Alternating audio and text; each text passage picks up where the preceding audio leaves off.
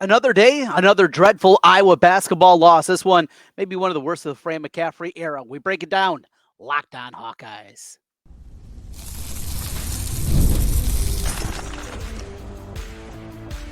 You are Locked On Hawkeyes, your daily podcast on the Iowa Hawkeyes. Part of the Locked On Podcast Network, your team every day. Welcome in. I'm Trent Condon, and this is the Locked On Hawkeyes podcast. Thanks for making Locked On Hawkeyes your first listen every day. We're available wherever you find podcasts. You can also watch us on YouTube. While you're there, hit that subscribe button. Just takes a moment and helps us get in front of more Hawkeye fans. Well, that was dreadful. Another Iowa basketball loss. 3 consecutive losses by the Hawkeyes. This one back at home and falling to what was the worst team in the Big Ten, the Minnesota Golden Gophers.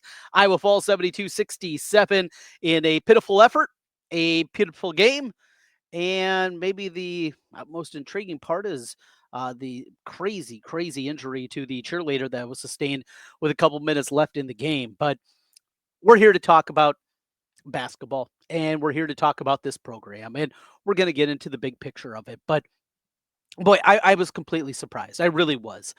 As down as I have been over the last 3-4 weeks of this Iowa basketball team and this program as a whole, and Fran McCaffery, and just the way that he looks completely checked out. And we'll get into that more a little bit later on. Also later on in the show, we'll get ready for another team in the midst of a losing streak, the Iowa women. We'll talk about their matchup coming up this evening against Washington and what for them very well could be a must win. And this was a must win for Iowa.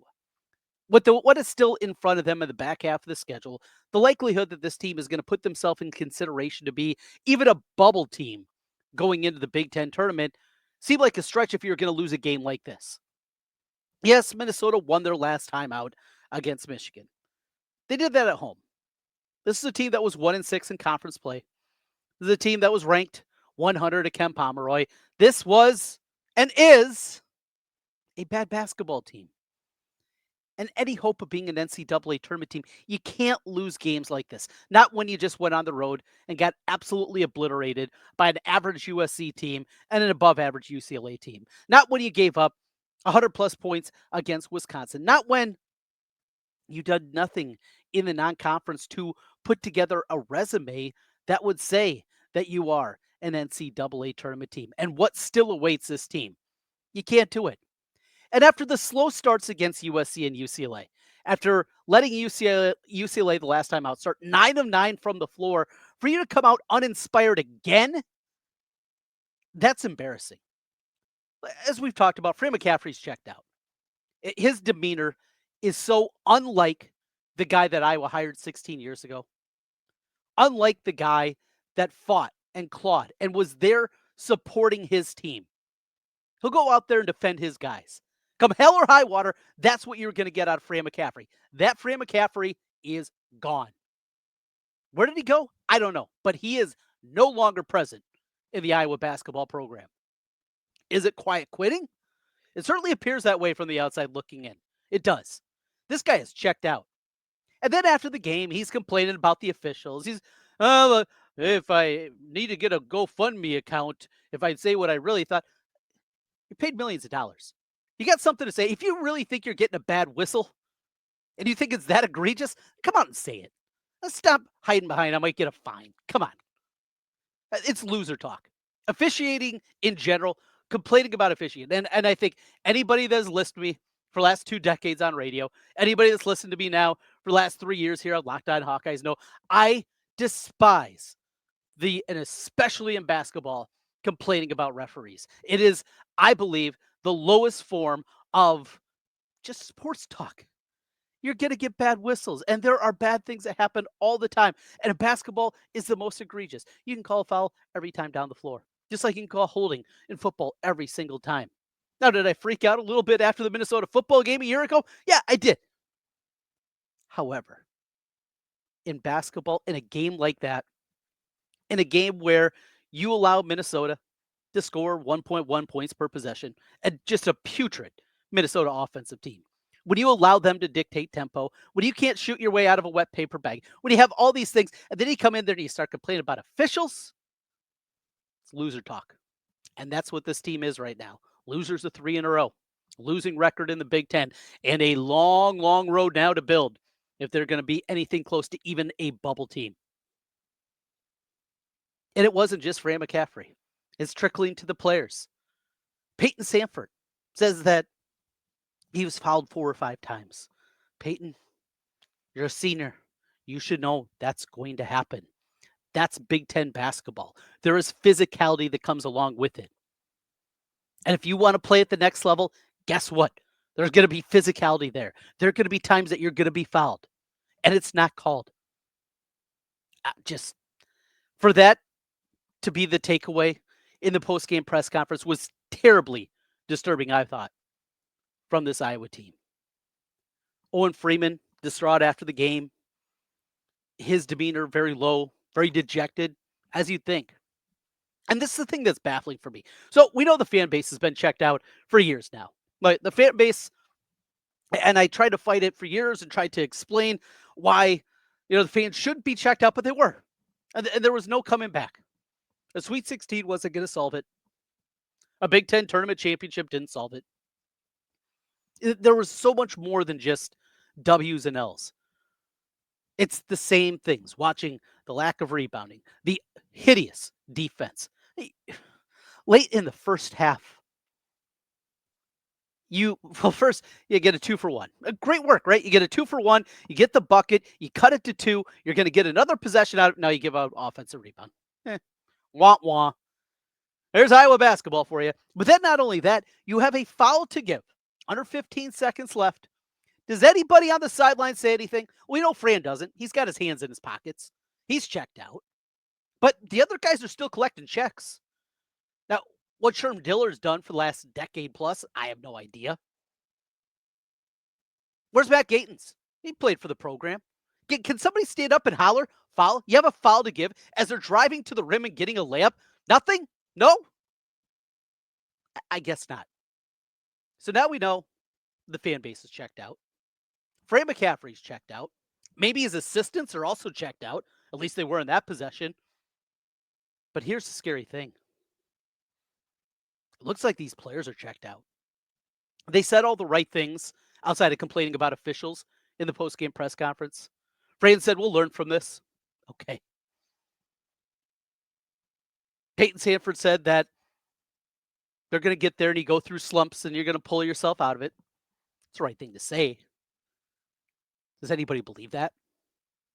Does anybody believe? Because I saw a group that comes back from the West Coast that was absolutely embarrassed, and they didn't have the fortitude to step up and say, no, we're not losing to Minnesota, the worst team in the Big Ten at home. We're not going to allow that to happen until the final couple of minutes of the game. Finally, after 36 plus minutes, finally, there was a little bit of something there. Where's the passion? It's hard when there's only 3,000 people in the stands. It's hard when your coach is checked out. But as a competitor, as a Big Ten athlete, boy, that was tough to watch. Let's go big picture here. Talk what is happening going forward with this program. Beth Getz, it's time to get out that notebook. It is time to figure out some names that Iowa needs to start looking at and starts to need identifying. Dice Iowa program misses the NCAA tournament for the second consecutive year. It is time for a change. We'll talk about why and some of the names that need to be on the list when we come back. This is Locked On Hawkeyes.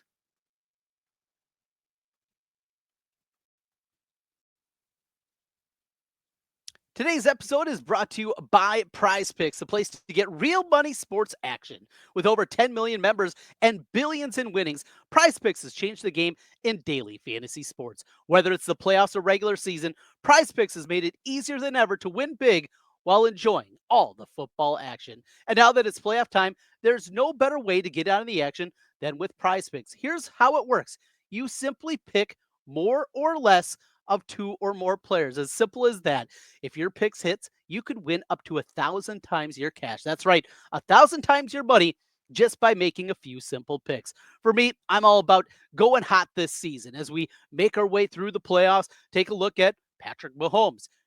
Had a good game in the divisional round. How about in the championship round? You can take more or less 2 touchdown passes in the game. And a whole bunch of other numbers there as we make our way through the conference championship games, maybe like Jalen Hurts this weekend, or you're going away from the quarterbacks. It could be Saquon. That is as simple as what you do, and it's fun to predict. Easy to play. Plus, with Prizepicks Flex Play, you can still double your money even if one of your picks doesn't hit. And with the app, you get your winnings fast. Sometimes it's as little as 15 minutes. Ready to run your game this football season? Download the app today and use code LOCKEDONCollege to get $50 instantly after you play your first $5 lineup. That's right, $50 just for playing. Don't wait. Take your game to the next level with Prizepicks. Prizepicks, run your game.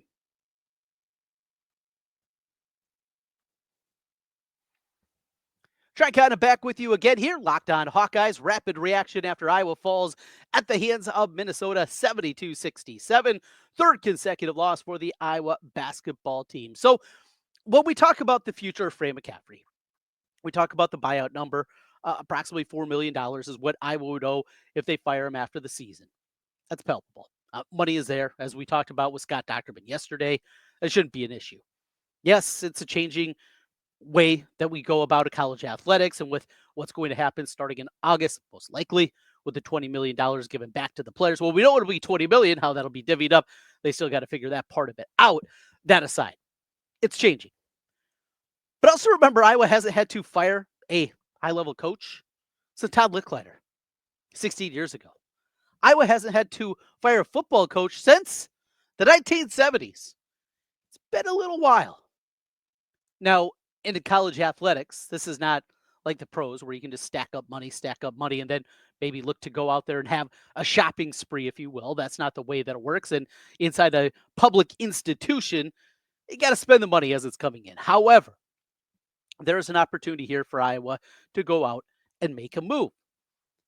Fran McCaffery has taken this program back to what it was in the 90s. What Dr. Tom had it after the Big Three moved on. This is what the program is.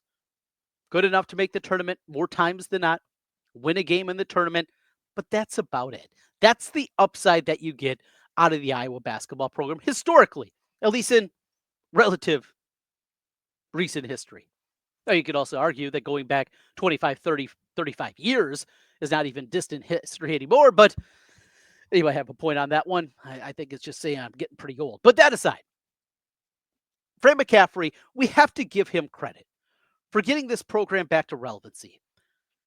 If you've heard me say this before, at the time, the Iowa basketball job was looked at incredibly poorly. Steve Alford, for all his warts, and there were plenty of them, he wanted a basketball facility, as most everybody in the Big Ten was getting basketball facilities, basketball only practice facilities at the time. And he was promised and promised and promised, and it never came. And he said, I was a football school. And he was right. That's where the money has been invested. And Iowa has not invested in their men's basketball program the way that many of their brethren in the Big Ten and at similar statures across the country have. And they've been left behind in terms of facility, in terms of fundraising, in terms of now what has turned into the NIL. And though the Swarm Collective as a whole is doing well, the Swarm Collective is certainly in the top third of the major conference collectives that are out there. A lot of that goes to football, as it should. But men's basketball doesn't have the same pull at Iowa as it pertains to NIL that it does to many other programs. And that's where you are. We can still say that Fran did a good job at Iowa. They do a great one. I think we're arguing semantics. He did a good job. He brought the program back, and we should celebrate that. But the time for a change is now. It has run its course.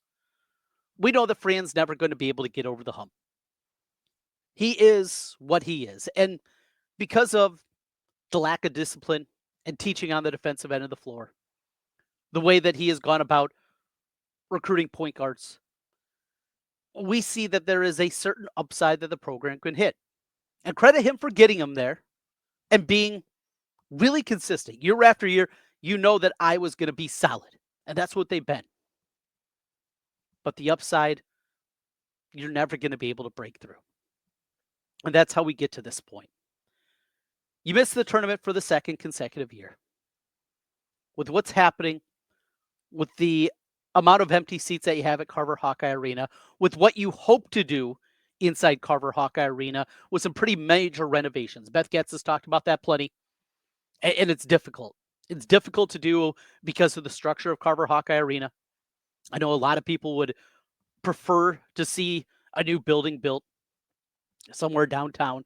I know it's incredibly difficult to find a spot, knock down the old Capitol Mall, go that direction, whatever it is. Tough to pull off, but there needs to be renovation. And not just because of the idiotic gap that you have between the basket and anything else. And that open space where there's a few people that are handicapped that sit back there. Outside of that, just wide open swaths of space. The huge bowl effect of Carver-Hawkeye Arena, and you have good seats. Yeah, you go all the way back up to go to the bathroom. Got to go all the way back up to get a hot dog. Got to go all the way back up to get your Carver cone. Yeah, it's tough. So there's a lot that needs to be done. And can you do that right now with this men's basketball program? We'll leave basketball to the side. We'll leave wrestling to the side. Men's basketball is still a big part of what pays the bills at Carver-Hawkeye Arena. Even with the successes of women's basketball and wrestling, still men's basketball, it's one of your front porch items. And Fran McCaffery has run its course. Good luck trying to drum up that support with this program in its current state. Look, there's been other games, a couple of recent years where bad weather has come and there weren't many people in Carver. And I know it's incredibly cold out there. I know it's making that walk from whatever parking lot that you're sitting at and getting into Carver-Hawkeye. It's not fun. Or you park at the Vine or Wigan Penn and make the walk up the hill. I made that walk plenty of times. It's not a fun one. And certainly on a night like this. But to see estimates of 3,000, 3,500 people actually in the building, it's in a way baffling. But because it's been just this slow burn, I guess it isn't. I remember growing up when Penn State joined the Big Ten and seeing some of those games. They had some good teams. Calvin Booth and company. They had some good guys. Pete Lasicki. And but just being absolutely dumbfounded. They could fill up their building. What is going on? And now Iowa can't sell it out. They're going to have a sellout this year. Could sell it out for a top 5 Iowa State, an in-state rival coming in. They're not going to sell it out when Purdue comes in. They're not going to sell it out at all this season. That's where we are. So let's get into it. Just the names that I jotted down. Now, I think the apple of many people's eye is Darren Devries, and I get that. Darren Devries, who's now at West Virginia, of course, was at Drake for the 5 seasons previous.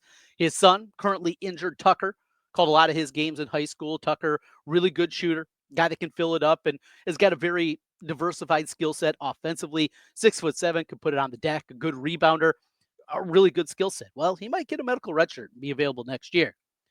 Now, his older brother, Jared, of course, played football at an All-American level for the Hawkeyes. He's a lifelong Iowan. He was an assistant coach over at Creighton for a number of years, both under Dana Altman and under Greg McDermott. I get it. Would he be willing to leave West Virginia, not just after a year, and maybe putting a sour taste in some people's notes because of that? After 1 year, it's not the best look. Coaches have done it plenty of times, but that aside. Here's another component to think about, though. What job's better? Iowa in this new 18-team Big Ten, where you're going to not only be playing a 20-game gauntlet, you don't have the support, certainly that you do at other places in the Big Ten financially, in terms of NIL and other factors. Yes, it's home. Yes, it's Iowa. Maybe it's a job that you really want. But West Virginia has had a lot more success over the last couple of decades of basketball. Sweet 16s, a Final Four. They've done a whole lot more and probably in a better spot financially when it comes to NIL. Can Iowa show a willingness and an ability to close that gap. So when you start with Darren DeVries, I think those are a couple of things that you have to ask yourself. Steve Forbes is another one that comes up often, another Iowa native from Lone Tree, Wake Forest. Now, hasn't had a ton of success as it pertains to the NCAA tournament there. In fact, hasn't made it. Off to a 6-1 start, though, in the ACC this year. 15-4, I believe, overall after they beat Carolina tonight. Steve Forbes, though, a guy that I think would covet the job, but does he have enough of a resume for some people? That would be one. Another guy with Iowa ties is Chris Jans, who's down at Mississippi State. The dude just wins. Now, he was fired from his first job at Bowling Green for being a little handsy at a bar. Okay. Since then, he's gone to New Mexico State, won. Now he's at Mississippi State. Not an easy place to win in the SEC. He's winning there. The dude's a hell of a basketball coach. Iowa, win. What's the catchphrase? Win, graduate, do it right? I don't know. Chris Jans at Iowa that wins a ton of basketball games. Wouldn't that be nice? A couple other names that I threw out there. Ben McCullum, a lot of people talked about him. Year number 1 at Drake, doing a great job with the Bulldogs. Of course, long time at Northwest Missouri State at the D2 level. Guy that's just been an absolute stud wherever he has been. People are like, wow, a D2 basketball coach. Our beloved Bruce Pearl, where he had to go in purgatory for a while after that rat Jimmy Collins, but a different story. D2, Southern Indiana, and turned himself back into the Bruce Pearl that we know today. Josh Schertz at St. Louis was at Indiana State last year. They were a fun program. He was kind of that mid-major coach. Was surprised he didn't get a bigger offer, but moved up to St. Louis in the A10. Speaking of the A10, Ryan Odom, I remember his dad, who's now at VCU. He's kind of been all over the place. He was the one that had the big upset, though, at UMBC, Maryland, Baltimore County. 16 seed over the 1 when they beat Virginia about 8-9 years back. Has been at Utah State also. Really known as a really innovative mind in basketball. A lot of people look.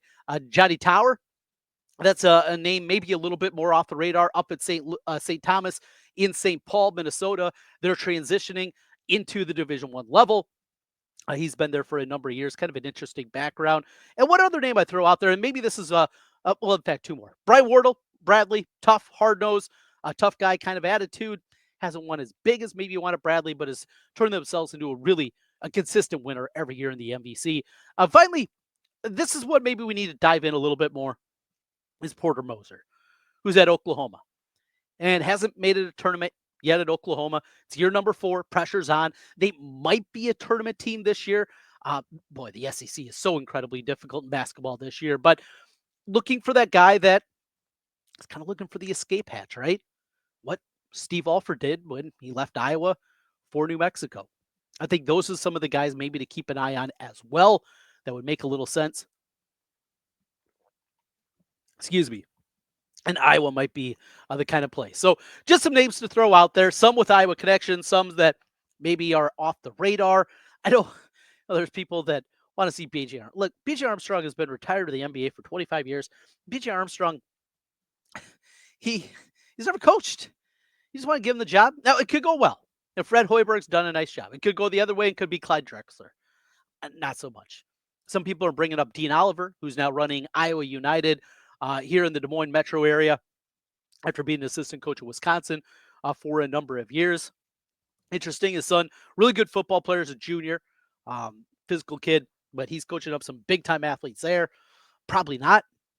Never been a head coach. I don't want to go through on the job training again after what we dealt with Steve Alford, his lack of experience as a head coach. I just don't want to go that route again. Well, we finish up here with a little more basketball talk. Instead, it's going to be this time on the women's side. Iowa, Washington tonight, a huge one. They have to get this win. What's going to happen with the Iowa women tonight? We'll preview coming up next. Locked On Hawkeyes. Today's episode of Locked On Hawkeyes is brought to you by TALKSPACE.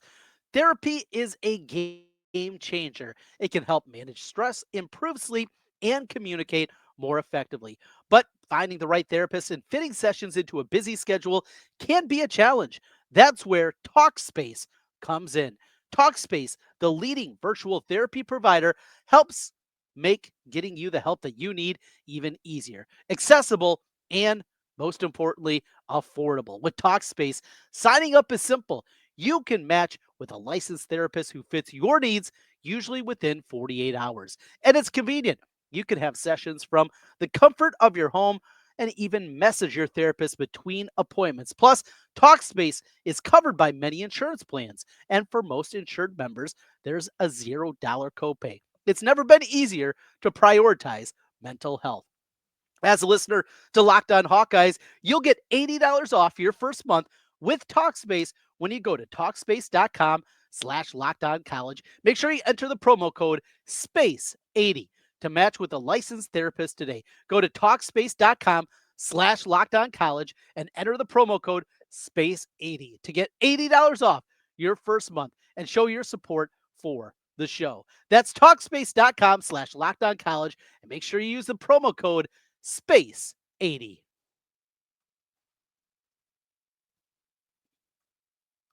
Back with you one final time. Locked On Hawkeyes. Trent Condon with you.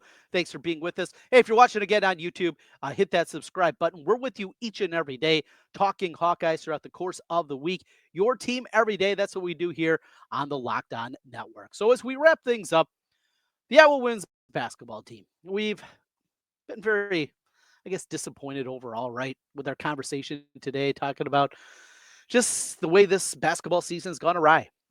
And now with the Iowa women facing a 5-game losing streak, you wonder, well, what's going to be next for them, right? It starts here against Washington because the schedule for the Iowa women, as daunting as it is for the men, I think the women's schedule is even more difficult here down the stretch, what they still have in front of them. This Washington game provides one of the few opportunities that they have a real good chance of getting a road victory. After this, their remaining road games, are against Minnesota, top 25 team. They're 7-2 on the year.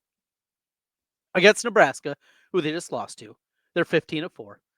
At Ohio State, who's 16-1, and Michigan, another top 25 team, who's 13-5. That's what you have on the road. Then you throw in the fact you still have to play 4th-ranked USC at home, top-ranked UCLA at home. This thing gets pretty daunting. Let's play this game. Iowa in that closing stretch, after the one tonight against Washington, they have 9 games remaining. 1, 2, 3, 4, 5, 6, 7, 8, 9. 9 games remaining after this one tonight. If we say that they beat Northwestern, Rutgers, and Wisconsin all at home, and I think they will, that gives them 3 conference wins. 3. That's not going to be good enough. That is not close to an NCAA tournament team. You need to have more. That would give them 15 wins overall. That means winning, I believe, multiple of these games. USC, UCLA, at Michigan, at Ohio State, Nebraska, Minnesota. You have to win 2, maybe 3, maybe 4 of those games. Certainly 3. And you at least feel good going into the Big Ten tournament. That's why this one is, as we talked about on the med side, about as close to a must-win as you're going to find here for this part of January. That's where we are. So, what's it going to take? When we look at the numbers and we look statistically, and it's incredibly frustrating because this Iowa women's team, they're better than their record is. Down the stretch, Lucy Olson, she's just struggled mightily. She's really struggled overall. She has not been able to certainly be the facilitator that we thought she was going to be. The mid-range shot has really struggled. And though she shot it better from the outside than I think people thought she was going to coming in, she's not playing at a high enough level. Hannah Stalke, we'll see about her and her availability. Without her, I think it's time to let Ava Hayden eat. And we saw that a little bit more the last time out, but put her in there 25 minutes. See what she can do. You know, they're doing that more and more with Leah Guyton. And Guyton coming off that ACL tear, I think they still want to be careful with her. They don't want to put her out there 35, 38 minutes, anything crazy like that. But this is the time. Let's see what Ava Hayden can do. Let's see what you can do against a Washington team that it's a coin flip type of game. They're terribly okay. They're not a very good defensive team. And that's how you get them. They're not very good defensively. Iowa just has to play well. And that's been the story of this Iowa women's basketball team this year. And just these long stretches where they're bad. Bad on the offensive end, can't get any shots, can't get good looks, and that's what we've seen throughout this one. Got to score in this one. You can't try to win at 50-49 or 51-50 like they did the other night against Oregon. Get up and down, play at the pace you want, and get a victory. Get some good vibes going. I think we all need a little bit of that. We'll be back with you after that one, coming up with a rapid reaction podcast as we're with you here tonight with the Hawkeye men's side of things. We'll come up with some new names. If you have some new names, some different ideas for the next Iowa men's basketball coach, or maybe you think I'm crazy, well, Fran needs to stick around. Hey, let us know in the comment section on YouTube. Hit subscribe while you're there. Appreciate each and every one of you. We'll talk to you again tomorrow. Go Hawks.